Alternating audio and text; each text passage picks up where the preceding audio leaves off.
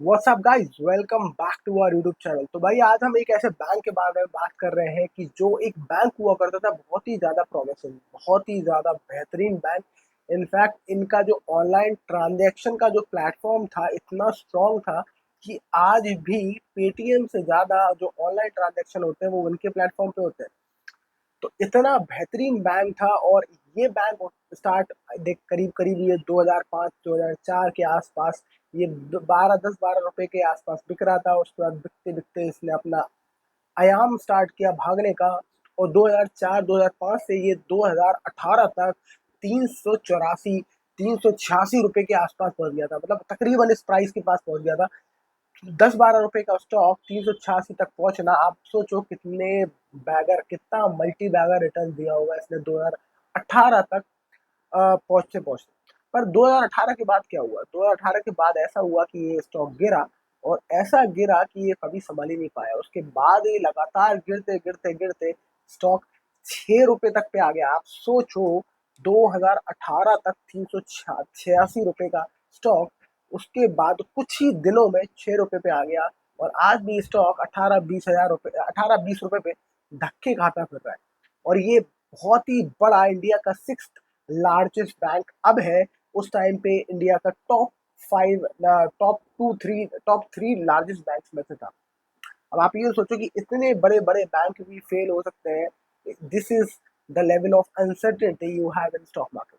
तो अगर आप बहुत ज़्यादा सर्टेन होते हैं कि नहीं यार स्टॉक मार्केट में तो सब कुछ बढ़िया होता है, सब चंगा सी, तो ये एक बहुत ही इंपॉर्टेंट केस स्टडी है। आपको जो करना चाहिए, आपको before investing in any stock, you should always look at such stocks जो कि बहुत ही प्रॉमिसिंग थे, पर आज उन्होंने लोगों का पैसा चार चार लगाने के बजाय उल्टा जीरो कर दिया। आप शायद बहुत सारे लोग समझ गए होंगे प्राइस के हिसाब से। अगर आप बहुत ज़्यादा लगातार ट्रेडिंग करते हो और इन्वेस्टिंग करते हो, आपको समझ में आ गया होगा। मैं बात कर रहा हूँ येस बैंक की। येस बैंक एक ऐसा बैंक है जिसके आज भी जो ऑनलाइन ट्रांजैक्शन प्लेटफॉर्म है वो इतना स्ट्रॉन्ग है कि आज भी उससे ज़्यादा ट्रांजैक्शन लगातार पेटीएम पे से भी ज़्यादा उसके प्लेटफॉर्म पे होते हैं। और आज भी बहुत सारे लोगों को ये ऑनलाइन ट्रांजैक्शन करने के लिए अपना प्लेटफॉर्म लेवरेज करता है, यानी कि अपनी सर्विसेज देता है। तो आज हम देखते हैं यस बैंक का क्या हालत हुई और कैसे यस बैंक की कहानी पलटी, और अब यस बैंक से हमें क्या उम्मीदें हो सकती है।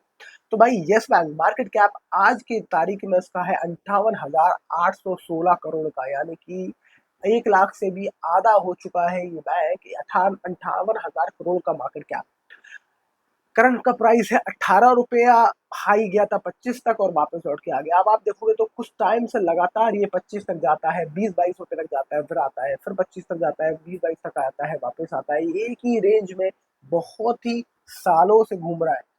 अब आप देखें स्टॉक का प्राइस टू अर्निंग रेशियो 21। आज भी मतलब इतना 18 रुपए का स्टॉक होने के बावजूद भी इसका स्टॉक का प्राइस टू अर्निंग 21 है, यानी कि तब भी ठीक ठाक सा वैल्यूड है।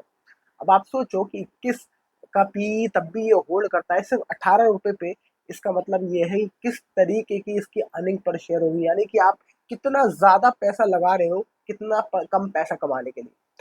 पी रेशियो आपको ये बहुत अच्छे से समझाता है कि आप कितना पैसा लगा रहे हो कितना पैसा कमाने के लिए। अगर आप पी रेशियो बहुत ज़्यादा है या इसका किसी स्टॉक का पी ज़्यादा है, यानी कि आप ज़्यादा पैसा लगा रहे हो कम पैसा कमाने के लिए। और स्टॉक का पी सस्ता है, यानी कि आप कम पैसा लगा रहे हो ज़्यादा पैसा कमाने के लिए।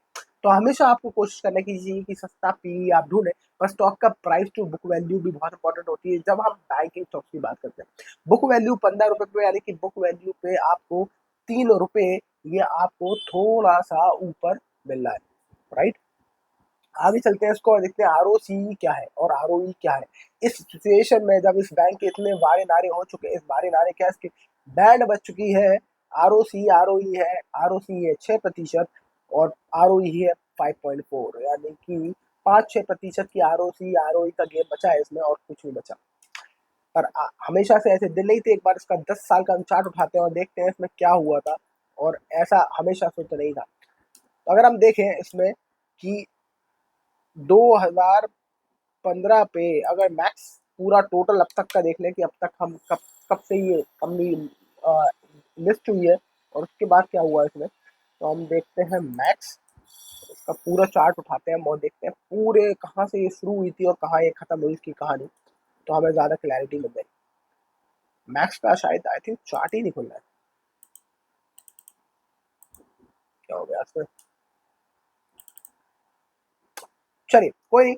तो हम अगर अगर 10 साल का भी चार्ट देख ले हम, तो 10 साल का चार्ट देखिए, अगर आप 2018 से 374 रुपए से ये लगातार गिरता गिरता, और 2020 अगस्त 2020 पे ये 14 रुपए का आ गया था, 14 रुपए से ही लगातार उसी रेंज में घूम रहा है, लगातार उसी रेंज में, राइट। और आप इसको देखें, अब अभी 10 साल का चार्ट मेरे सामने है, तो ये तकरीबन 2005 में 15 जुलाई 2005 में 12 रुपए का था।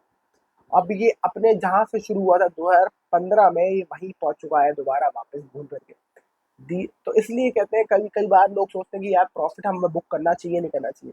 मुझे हमेशा लगता है थोड़ा बहुत, थोड़ा सा प्रॉफिट आपको बुक करते रहना चाहिए, क्योंकि यू नेवर नो कि आपका स्टॉक कब घूम के वापस आ जाएगा और आपको पता भी नहीं चलेगा। अब इसका प्रोज देखें तो इसमें प्रोज कुछ है ही नहीं मेरे भाई, सिर्फ कौन है, कौन क्या है।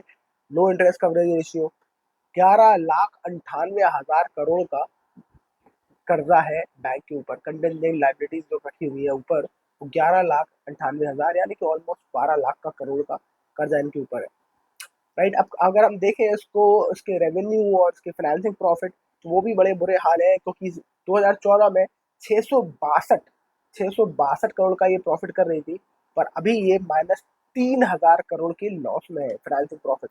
तो ये -3,000 करोड़ पे घूम रही है फाइनेंसिंग प्रॉफिट में, जो 662 करोड़ था 2014 में, मतलब बहुत ही ज्यादा कर्ज में डूबा हुआ व्यापार है इनका।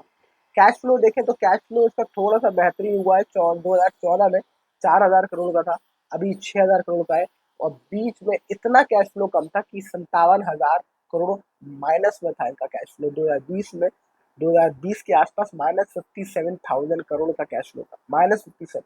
अब इनका 6,000 करोड़ का कैश फ्लो घूम रहा है आसपास 6,000 करोड़ का, राइट। तो देख सकते हैं, आगे चलते हैं और शेयर होल्डिंग पैटर्न देखते हैं। बस शेयर होल्डिंग पैटर्न से ज़्यादा चीज़ें क्लियर होने वाली है, क्योंकि इनके पास जो प्रमोटर है वो अपने पूरे स्टॉक देके भाग चुके हैं। तो प्रमोटर के पास तो शेयर है नहीं, कंपनी चला रही है पब्लिक और आप और हम और फाइनेंशियल इंस्टीट्यूशनल इन्वेस्टर। तो बड़े बड़े इन्वेस्टर FII के पास 24% की होल्डिंग है, पूरी अच्छी खासी होल्डिंग लेके बैठे हैं। बाकी बच्चे को जो 40% होल्डिंग लेके बैठे हैं डोमेस्टिक इंस्टीट्यूशनल इन्वेस्टर, इंडिया के बड़े बड़े इन्वेस्टर 40% की होल्डिंग लेके बैठे, यानी कि FI और DII मिलके उनको स्टॉक को चला रहे हैं और उस कंपनी को चला रहे हैं, बैंक को। तो वो उनके हिसाब से तो ये बैंक चल रहा है, क्योंकि जो ओनर है प्रमोटर राणा कपूर जो थे, वो तो कब के अपने स्टॉक बेच के भाग गए भाई साहब।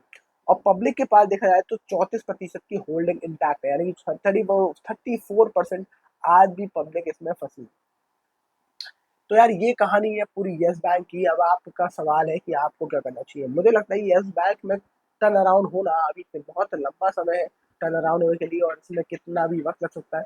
अगर आप इसमें फंस गए हैं तो भाई बने रहिए, इंतजार करिए कब टर्न अराउंड होगा। पर अगर आप इसमें नहीं फंसे हैं तो मुझे नहीं लगता कि अभी ये राइट टाइम है इसको बाय करने का या इसमें फंसने का, क्योंकि हो सकता है अगले 5 साल 8 साल इसको और भी ये कुछ ना करे, जब तक इसके पूरे फाइनेंशियल्स सही ना हो, इसमें अंदर दोबारा अपने अपना कर्जा को थोड़ा कम ना करें, और थोड़ा सा इसमें दोबारा तेजी ना आए, जब तक अपना बैंकिंग को लेके ROC इसका दोबारा इम्प्रूव ना हो, मुझे नहीं लगता इसमें आपको घुसना चाहिए। बाकी आपकी क्या राय है, क्या आप यस बैंक में इन्वेस्टेड है ऑलरेडी? अगर यस तो जरूर कमेंट सेक्शन में मेंशन करें यस, तो मुझे भी पता चलेगा कि यस बैंक में बहुत सारे लोग फंसे हुए हैं। और मेरे पास भी यस बैंक के काफ़ी स्टॉक्स हैं जो मेरे पोर्टफोलियो में है, पर वो अब प्रॉफिट में, क्योंकि मैंने काफ़ी नीचे एवरेज करता हुआ गया था मैं, तो मैं 6 रुपये में भी काफ़ी माल उठाया था यस बैंक में। तो इसलिए मेरे को अब वो प्रॉफिट में इतने मेरे पास, मुझे लगता है एवरेज जो प्राइस है वो यस बैंक की वो 12 रुपये के आसपास होगी। तो ये है मेरी कहानी। आपको क्या लगता है, आप क्या सोच रहे हैं, क्या आप इन्वेस्ट करने की सोच रहे हैं इस बैंक में, क्या आपको सही बेट लगता है? अगर लगता है तो जरूर कमेंट सेक्शन में बताएं। I will see you in next video. Thank you so much for watching, bye bye.